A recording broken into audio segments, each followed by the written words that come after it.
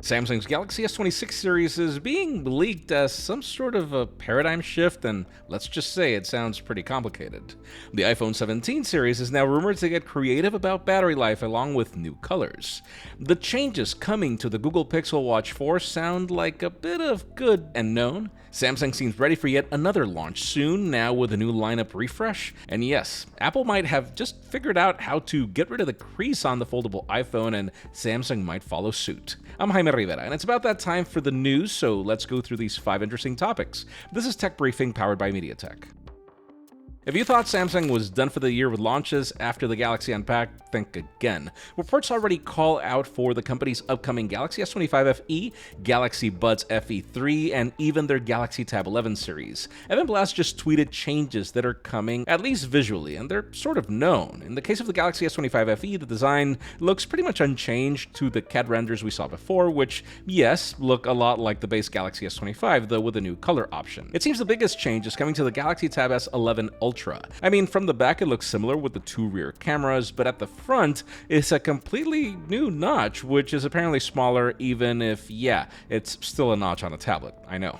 The S Pen is not going anywhere, thank heavens, but all these changes point to even smaller bezels than before, which is pretty welcome if it means a slightly smaller tablet. Last but not least, those Galaxy Buds FE3 look like if they share a lot with the current Galaxy Buds 3 Pro, which means there's a new welcome price point in this design, which I totally praise. Reports call for a possible launch around early September, maybe even IFA. If you remember, that's when the Galaxy Note used to be launched.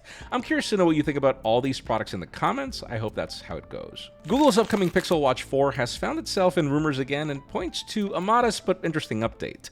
The one I found most interesting is the blood oxygen monitor working continuously and not just while you sleep, which improves health monitoring dramatically. We've also heard of a possible form of emergency satellite communication, which I'm hoping all variants end up getting. Android 16 notification cooldown improvements are apparently another area that's coming to improve your experience, and yeah, I also wonder if this is for all Wear OS watches or just this one at launched.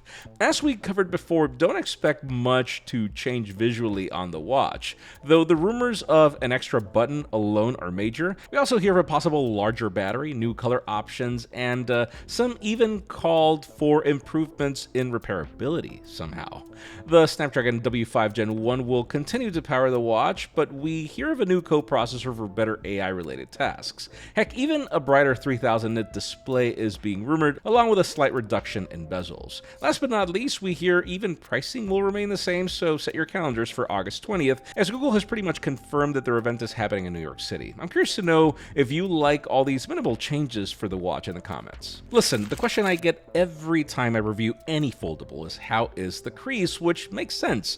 I'm of the belief that you just can't defy physics, but reports have it that Apple demands are helping push this agenda in that direction and fixing a major complaint from this entire industry. Analyst Ming-Chi Kuo called out that Apple is implementing a new laser-drilled metal plate on its foldable iPhone manufactured by Fine M Tech, which helps disperse bend stress, allowing the screen to fold without any visible crease. I wish I could see how it works, but what's interesting is that Kuo also calls out that Samsung will bring this technology to the Galaxy Z Fold 8, which makes sense as we hear both companies are partnering a lot for this device.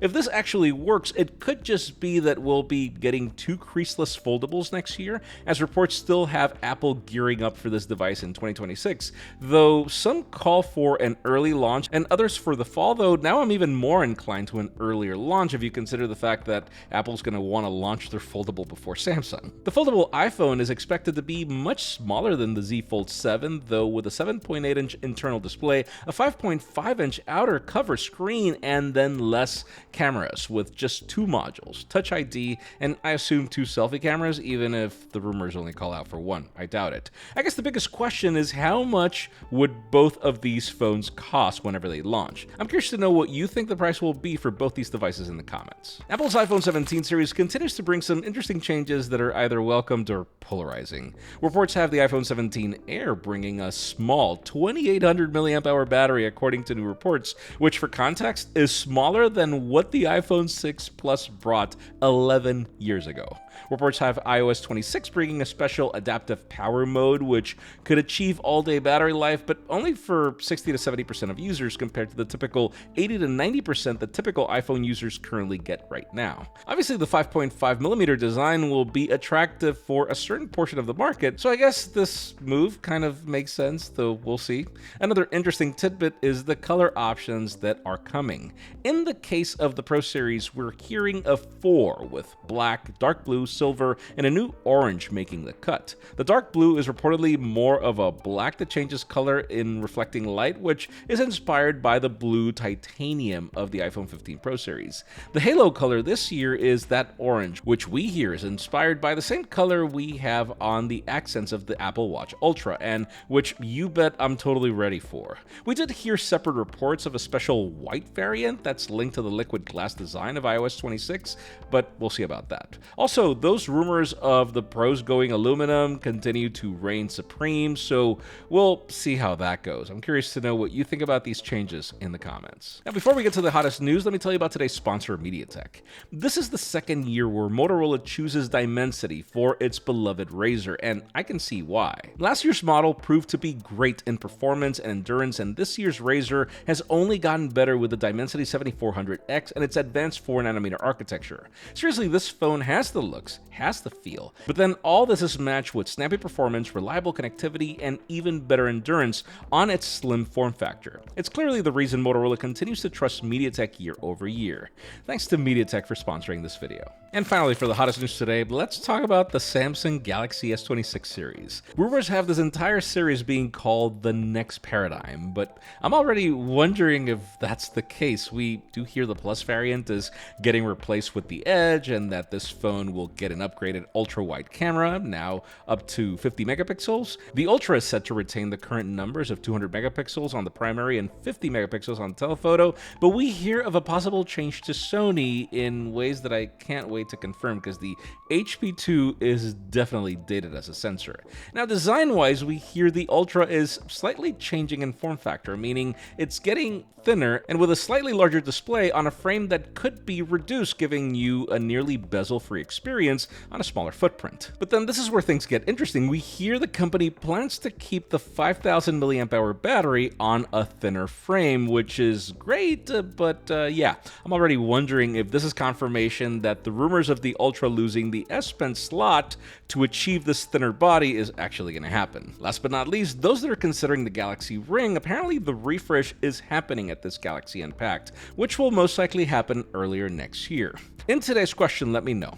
Would a slimmer, lighter Galaxy S26 Ultra call your attention even if the battery size remained the same and you lost the S Pen? Because listen, in my case, it's a tough one. I mean, at least I'm hoping that we get the S Pen as an accessory, optionally, but then if the device is getting slimmer, that means they're getting rid of the digitizer, so I doubt it. I'm curious to know what you think about all this in the comments. Friends, thanks so much for joining on another episode of Tech Briefing. Please like, subscribe, and join the conversation in the comments, as I'm sure you've seen me respond to as many as I can. Also, follow me on social media, as there's some interesting behind-the-scenes work coming soon. Our little company continues to grow, so we all really hope you like what you see. I'm Jaime Rivera. Thanks so much for watching. I'll see you on the next one.